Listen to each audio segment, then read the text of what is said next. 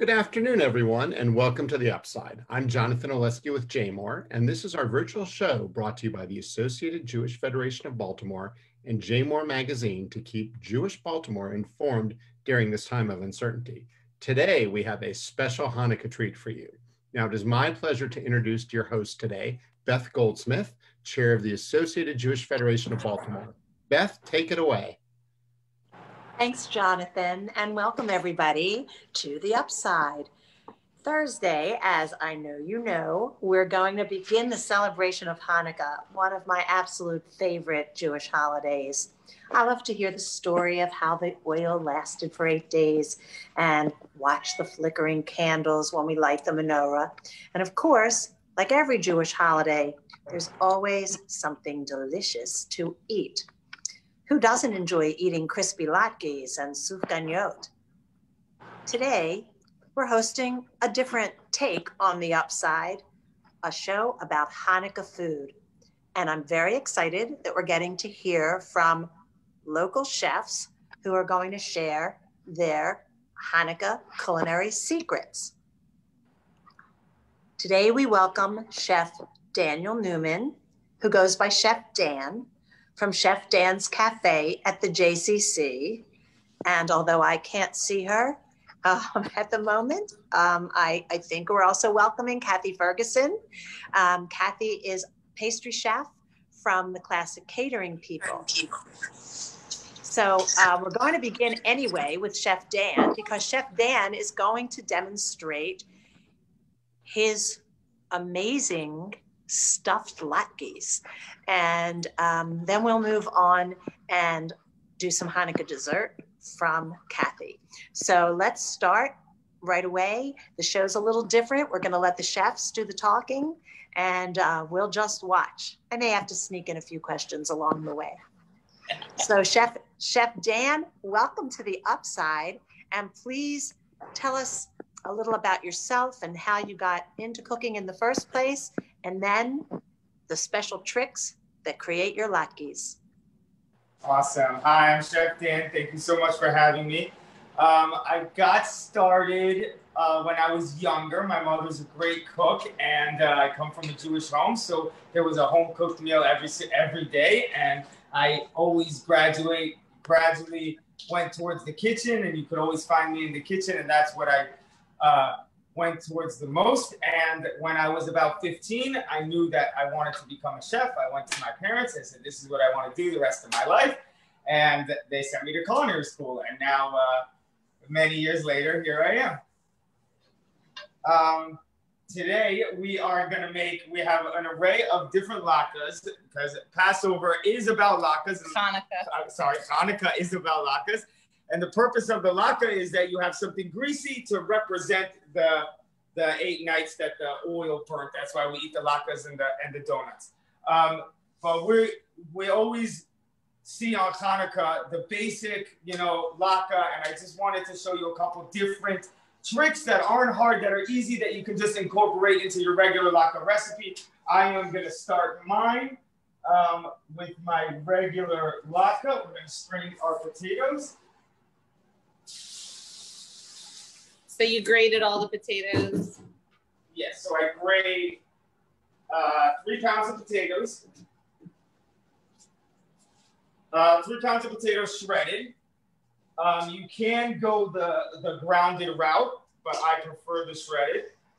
And then I add to it 3/4 of a cup of flour, a teaspoon of salt, and a 1/2 teaspoon of black pepper. And then we mix that around. And then we're gonna add 3 eggs to that. Eggs. And you really want to work that in so the potato loosens up a little bit.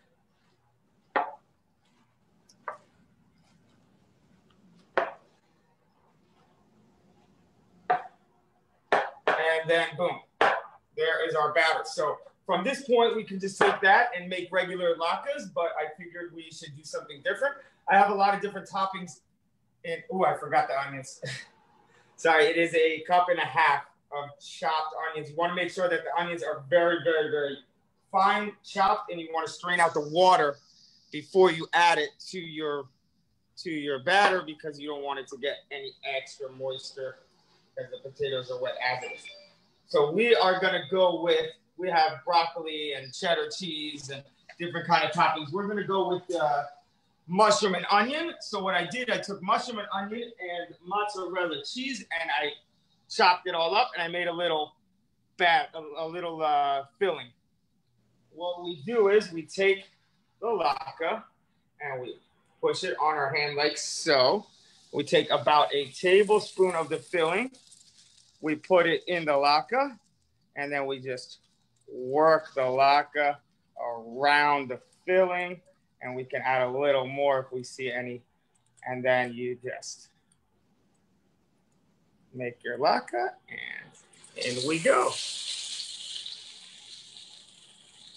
gonna be about 3 to 4 minutes on each side to get it completely cooked.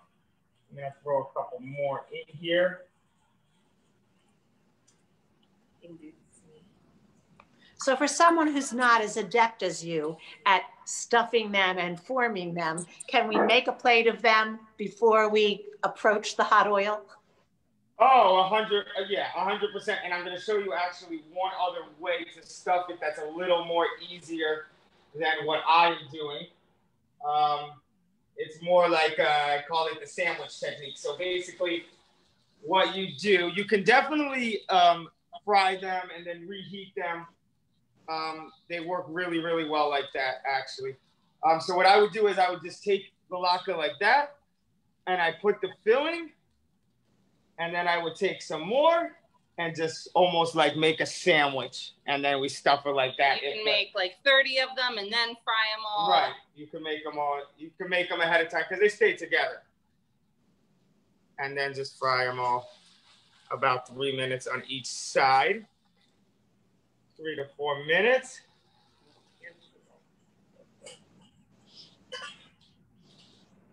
Nice. And then we do have some ready, and here we'll show you. So these are the mushroom and onions. As you can see inside, we have our filling around our potato pancake patty. And then the next one, we're going to move on to a more of a wintry one. We wanted to do a sweet potato with candy pecans and craisins. So what I did is I took the candy pecans and the craisins, and I blended it with a little bit of honey so it's pliable to go inside the sweet potato latke. So we're gonna mix that one up. So the thing with sweet potato is a little different because it's not as wet. So we add a little more, when we do it, we add a little more egg to it. And we're gonna go almost the same recipe as the potato. We take 3 pounds of shredded sweet potato. We are gonna add the flour, 3/4 of a cup. And then we add the salt, and then this one I add a teaspoon of cinnamon to the batter. And Chef Dan, your 3 pounds of potatoes, how many latkes is that going to make? So it makes about 20 latkes depending on the size. If you go with the small, you're gonna get about 40 to 50. It's more of, you can cut it in half. It's more of a party recipe for larger, but you could cut it in half. It works just as well. And then we're gonna mix that up to incorporate the flour and the seasoning so it coats evenly. If we put the egg in first, it's gonna clump up with the flour, and then we're gonna get spots. So let me just take our egg.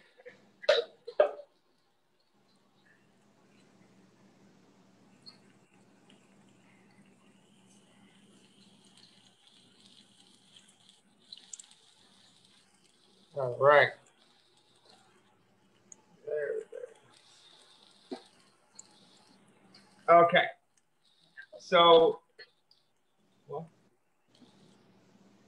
So the sandwich technique to stuff them works really well on these latkes because they are not as on these potatoes, because they're not like regular potatoes. They don't have as much liquid. So you take the latke, and here is my filling. Take the filling, put it in the center, a little more on top, press it down.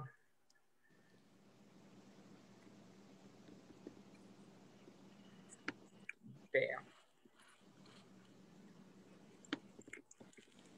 You make it look so easy. I guess that it always helps that I came in on when you already had a big bowl of peeled and shredded potatoes. the hardest part.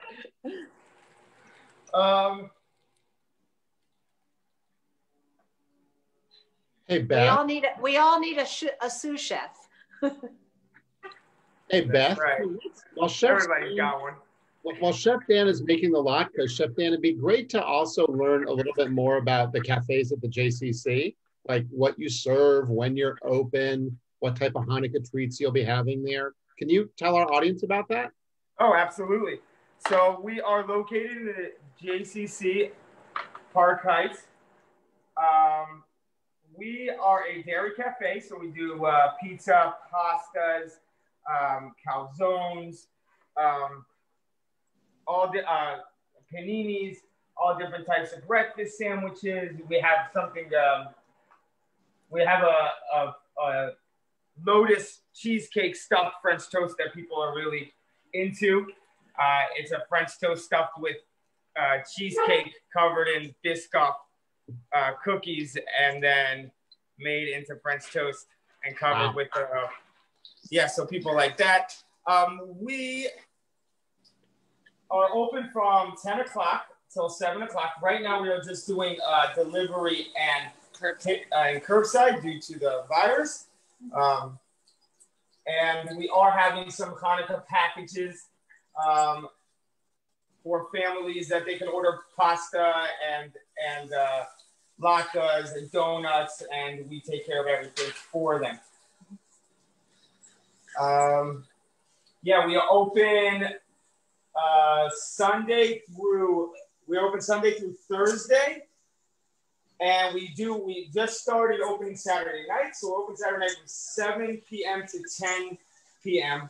for delivery only at this time until the JCC opens their building for Saturday nights, and then we can do some curbside for you guys. We look forward to seeing everybody there. We do a lot of good stuff.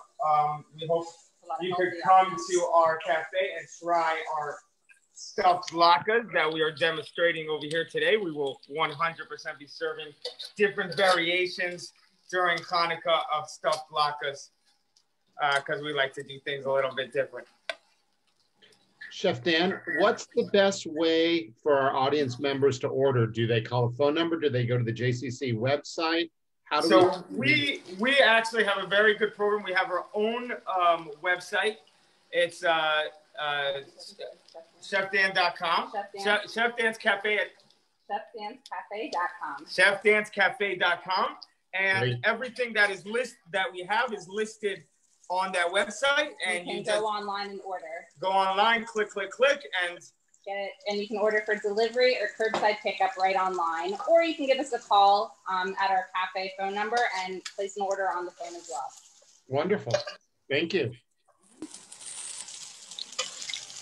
All right, these look beautiful.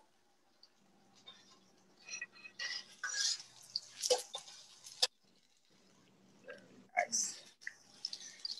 While those are frying, I'm just going to show you a couple different variations of latkes that we did that are not stuffed. So this would be almost, this is a sour cream lox. You can put a little chives on there. You can throw some capers on there. You can squeeze some lemon on there. Goes really, really well. And this one, I did a little bit of a play on a Cinnabon. We did little sweet potato pancakes, and we covered them in powdered sugar and then put a cream cheese frosting on them, just for like a little sweet snack, you know. Yeah, so there's definitely a lot of things that you can do with latkes, and really your imagination can just run wild. Like I said, we could do broccoli cheddar. You could do a spinach and sun-dried tomato. And then another thing that I wanted to mention, if the stuffing is a little bit too much, but you still want the flavors in it, you could literally just take the sauteed onions and mushrooms and just mix it in with the batter. And then that way you don't have to do the whole stuffing if you really just want that flavor inside and you don't need it to be stuffed. It's a little easier like that. So, Chef Dan, I'm getting word that we have about 2 minutes left in your segment, and then we're going to move on to dessert. So what words of wisdom about latke making do you want to share in the next 2 minutes? Yeah, oil is your friend, because that is the whole point of latkes and Hanukkah, is to have the oil, because it represents the 8 nights that the oil burnt in the menorah. So definitely oil is your friend. There are definitely a lot of different ways to make latkes. I do, if I want like a little bit of a fluffier one, I would add like a little bit of baking powder and to your batter. And that'll make it a little bit of a more fluffier latke. Yeah, that one goes over very well. And then the sweet potato, I would just say it's all about working with it, because it's not wet. So it's not gonna hold together as much. That's why you want to add a little more egg to that. Well, we are going to have to cut away, but thank you. I wish I could smell and taste, because the visual is certainly exquisite. So everybody remember Chef Dan's Cafe, or Chef Shira, can you tell us one last time? Sure, it's Chef Dan's Cafe at the J, and we're located at the JCC Park Heights. And you can visit our website, www.chefdanscafe.com. Awesome. So everybody, so I hope everybody either follows this recipe or calls and gets some pickup. Thank you guys so much. Well, now that we're stuffed with latkes, we're going to move to some really sweet things, I believe, and switch over to Chef Cathy Ferguson from Classic Catering. Cathy is the pastry chef there, and we're going to start with, I think, discovering how you actually got into, a little about who you are and how you got into the cooking biz. Cathy, you're muted. Can someone? Let's see. Cathy, you're on mute. We can't hear you. The challenges of live demonstration. Of live Zoom. That's right. With chefs in a kitchen. Okay, we're trying to get a message, everyone, to our friends at Classic to let them know that we can't hear. We can't hear. These are those funny things that everybody ends up putting on Facebook. Do you know, like, what are their favorite quotes of, 2020, can you hear me? Or you're on mute. But I think, well, I was going to say, I don't see her mute button, so. Cathy, can you hear us?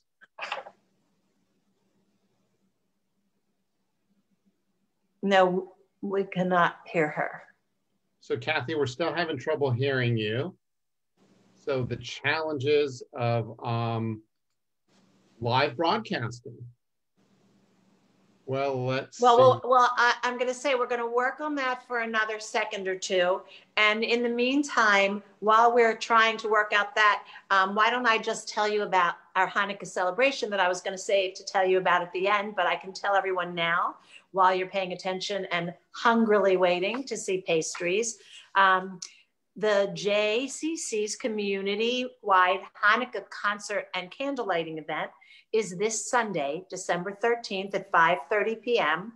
The concert is hosted by nationally renowned Jewish artist Rick Recht and features Baltimore Jewish community leaders, clergy, and families who will shed light on the miracles happening in our community. It has been a year of miracles.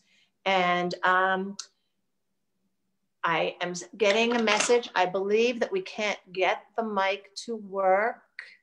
So Beth, how about this? We actually have some programming shifting around for the rest of the month. So we will try to get our friends at the Classic Catering people perhaps to join us next week, because it's still Hanukkah. We'll be stuffed with latkes from Chef Dan, but we'll want to eat dessert. Oh wait, they're trying one more time.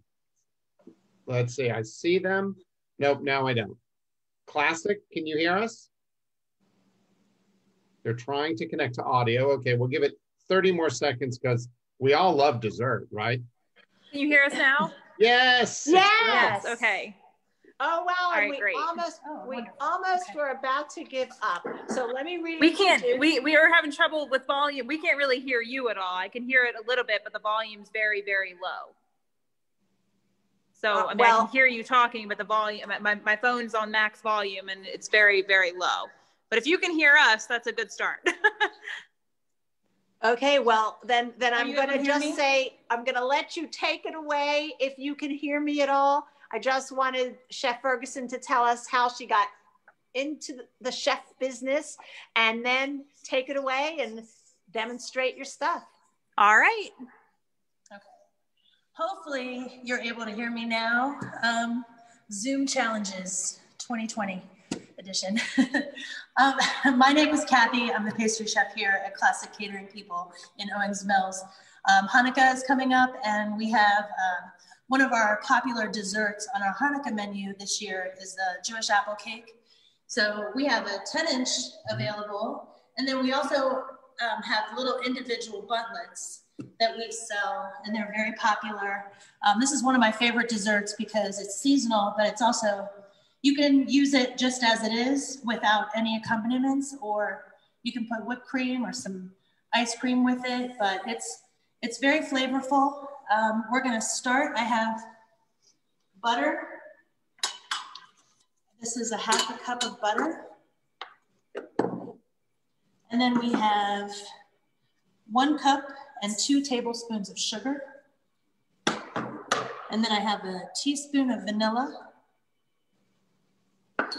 This recipe is so, I'm gonna be a little loud for a minute. We're gonna cream this together until it's nice and fluffy and thoroughly combined.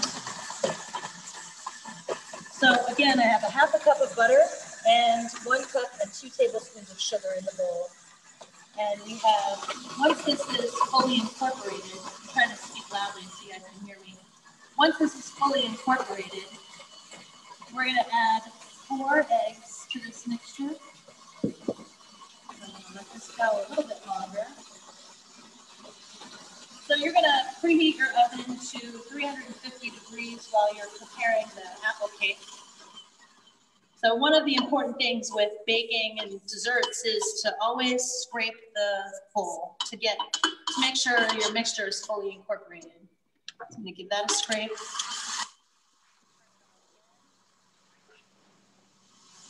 So I'm gonna gradually start adding my eggs. You can do this, crack your eggs separately into a bowl first if you don't wanna take the chance of getting any shells in your mixture. I like to live on the edge. We're adding our 4 eggs to the mixture, and then that's gonna get nice and creamy. So half a cup of butter, which is 1 stick, 4 ounces of butter. And it's better if it's room temperature. I didn't mention that.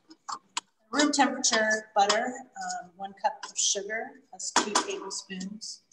Got the vanilla, and I just added 4 eggs to the mixture. So once that is incorporated, I have 2 cups of all-purpose flour.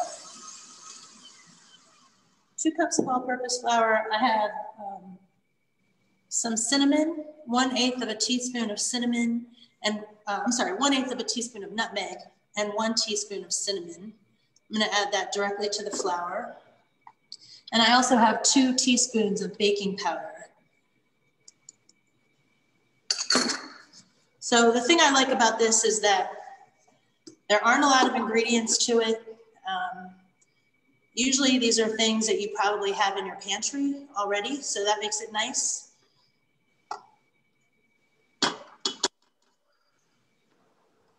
And this is a very nice fall dessert. The 10-inch cake with the apple stand on the top is just a nice presentation. And I'll show you that when we get to that part. So we're gonna let this incorporate a little bit. So the flour had 2 teaspoons of baking powder, 1 teaspoon of cinnamon, and 1/8 of a teaspoon of nutmeg. And now, one thing I really think this really adds to the recipe is a 1/2 cup of applesauce. This is applesauce that we make here, but I would use unsweetened applesauce if you were gonna buy it, but you could certainly make your own. This applesauce is also on our Hanukkah menu. So that the applesauce goes in last, and you just mix everything until it's combined. You really don't want to overmix this cake. So as you can see, it's all nice and incorporated. I'm going to give it one last stir with my spatula just to make sure everything is incorporated and not overmix it too much. So this has the applesauce in the mix, which just gives it a lot of extra moisture and extra apple flavor, which is really nice. So I have a 10-inch cake pan that's been sprayed with pan spray, and there's a parchment circle on the bottom. So we just pour our batter directly into the cake pan.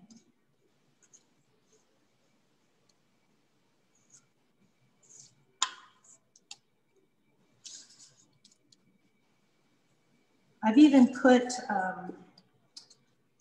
before I've put a little bit of orange zest in this cake, which is a nice addition too. This is something just a little different. I really like the addition of the nutmeg because I think apple and cinnamon go so well together, but the nutmeg just gives it that extra layer of fall flavor.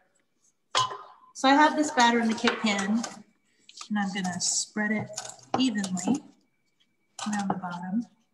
So as you can see, it's just bakes one nice layer. And then for the finishing touch, we'll put our apples on the top. So I have about 5 to 6 apples. I think I'm using 6 apples today because they're a little small. But I use this apple peeler here, which I can demonstrate for you. These are amazing. This is an amazing machine. And they're about $25 at Williams-Sonoma. But this is a suction cup. It doesn't work on the wooden table, so I'm gonna have to hold it. But the apple, it peels, cores, and slices the apple. So if you're in a hurry or you wanna do a lot of apples, I've even done pears with this. That's this cool. is a great tool. It's amazing. We should just do a special show on great cooking tools.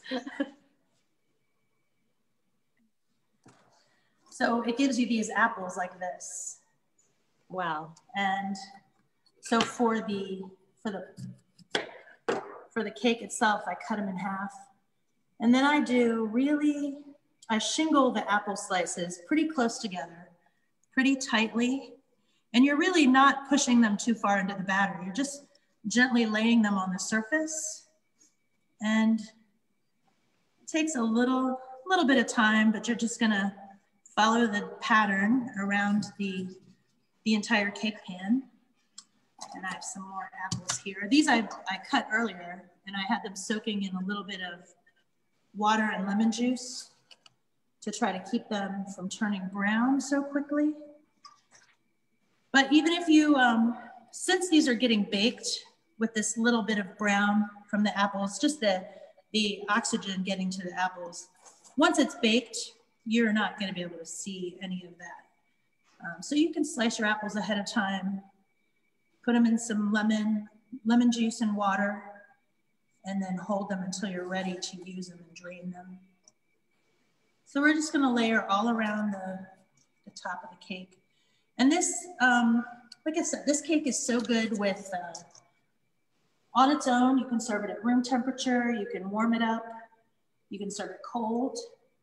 This is it's pretty versatile, and it looks pretty,